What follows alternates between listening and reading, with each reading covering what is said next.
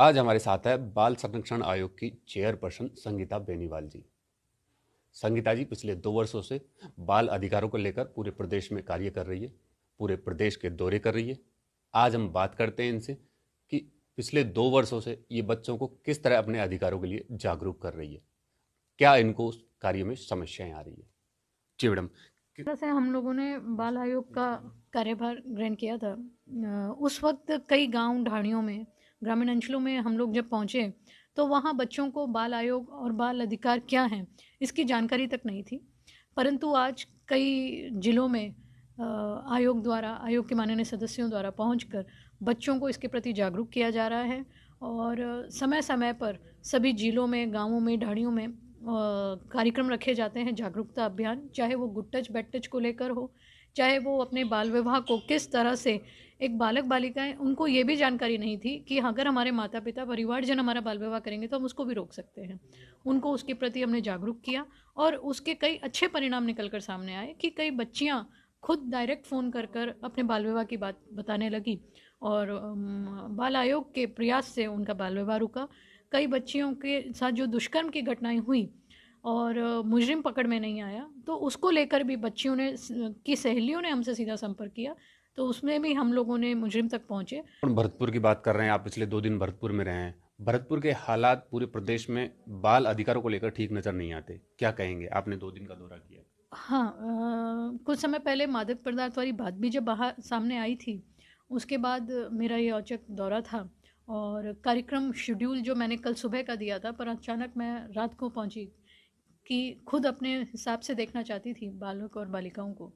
तो वाकई में बहुत ज़्यादा कमियां हैं और बहुत बहुत अधिक सुधार की वहाँ आवश्यकता है, जिसको लेकर कलेक्ट्रेट सभागार में समीक्षा बैठक भी रखी गई और आवश्यक दिशा निर्देश भी हमने दिए हैं। राजकीय किशोर गृह जो है भरतपुर का, उसमें से भी शराब पार्टी का वीडियो वायरल हुआ है। हाँ, बिल्कुल हुआ था। और कल परसों जब मैं बच्चों से रात को मिली, तो जिसका जन्मदिन था उस बच्चे से भी मिली और जो बच्चे साथ में वीडियो वायरल करने वाले थे उनसे भी बातचीत करी और पूरे मामले की जानकारी प्राप्त करी और बच्चों को स्वयं काउंसलिंग करी। इस तरह की बात गलत है और ये जहाँ से पदार्थ आया उनके खिलाफ भी सख्त हमने कार्रवाई की है और इसकी पुनरावृत्ति ना हो उसके भी पुख्ता इंतजाम किए हैं। जी मैडम, पिछले 2 साल से आप कार्य कर रही है किशोर न्याय जो किशोर सुधार गृह, आप उनमें भी बार बार जा रही है। क्या एक मुख्य वजह निकल के आ रही है कि किशोर सुधार गृह जो अपने हैं उनमें से बच्चे भागने की जो एक प्रक्रिया है वो कम नहीं हो रही? उसका एक कारण ये है कि जैसे विधि से संघर्षरत बच्चे हैं और हमारे जो दूसरे बच्चे हैं जिनके माता पिता कोई नहीं है, वो दोनों बच्चे साथ रहते हैं। और उसके अलावा विधि से संघर्षरत बच्चों को खुली हवा में, मैदान में खेलने की परमिशन भी नहीं होती, इस डर से कि पलायन कर जाएंगे। तो उनको एक बंद कमरे में रखा जाता है। तो एक आदमी बंद कमरे में कितने टाइम रहेगा? हम भी अगर नहीं रह सकते, फ्रस्ट्रेटेड होगा, तो वो वहाँ से भागने की किसी भी तरह कोशिश करता है और जैसे ही मौका पड़ता है वो वहाँ से चला जाता है। और कहीं कहीं पे हमारा, मैं कहूँगी, स्टाफ और अधिकारी की भी लापरवाही होती है कि बच्चों को नज़रअंदाज करना, समय पे खान पान और उचित कपड़ों की व्यवस्था ना करना भी इसका एक बहुत बड़ा कारण है। पूरे माहौल को, इस एटमॉस्फेयर को सुधारने के लिए आप या सरकार के माध्यम से क्या कोई नया प्रयास कुछ करने जा रहे हैं? हाँ, बिल्कुल। जहाँ जहाँ पे भी इस तरह का महसूस हो रहा है कि भवन छोटे हैं, जी। वहाँ पर ये प्रयास किया जा रहा है कि ऐसी सरकारी भवन जो कोई उपयोग में नहीं आ रहे, वहाँ पे वो शिफ्ट किया जाए, ताकि बच्चों को एक खुला वातावरण और खुली जगह मिल पाए। और साथ ही साथ आने वाले समय में, चूंकि कोरोना आ गया था, परंतु अब जब वापस थोड़े हालात ठीक होंगे तो उसके बाद इसके लिए एक अलग से बजट लेकर, जहाँ जहाँ स्थितियाँ बहुत ख़राब हैं उसमें अलग बजट के साथ इन भवनों का थोड़ा विस्तार भी किया जाएगा और बच्चों के लिए और मनोरंजन के साधन भी रखे जाएंगे। अच्छा, आप सरकार में, आपकी अहम भूमिका है, सरकार में राज्य मंत्री का दर्जा आपको प्राप्त है। सरकार की बात करें, 2 साल का कार्यकाल पूरा पूरा हुआ है सरकार का, कैसे देखते हैं, किस तरह का? बहुत ही, मैं तो कहूँगी कि सफलतम कार्यकाल निकला 2 साल का। आप चाहे कोरोना की बात लीजिए, जी। पूरे देश भर में, यहाँ तक कि हमारे प्रधानमंत्री जी तक ने भी बोल दिया कि सभी राज्यों को राजस्थान से सीखना चाहिए। गहलोत साहब के आप काफ़ी करीबी हैं। गहलोत साहब का खुद का ये मानना है कि वो पूरी तरह बच्चों को लेकर संवेदनशील है। उन्होंने कई बार मंच से भी ये बात कही है कि हम बाल अधिकारों को लेकर पूरी तरह संवेदनशील है और सरकार बच्चों के लिए प्रयासरत है। बिल्कुल।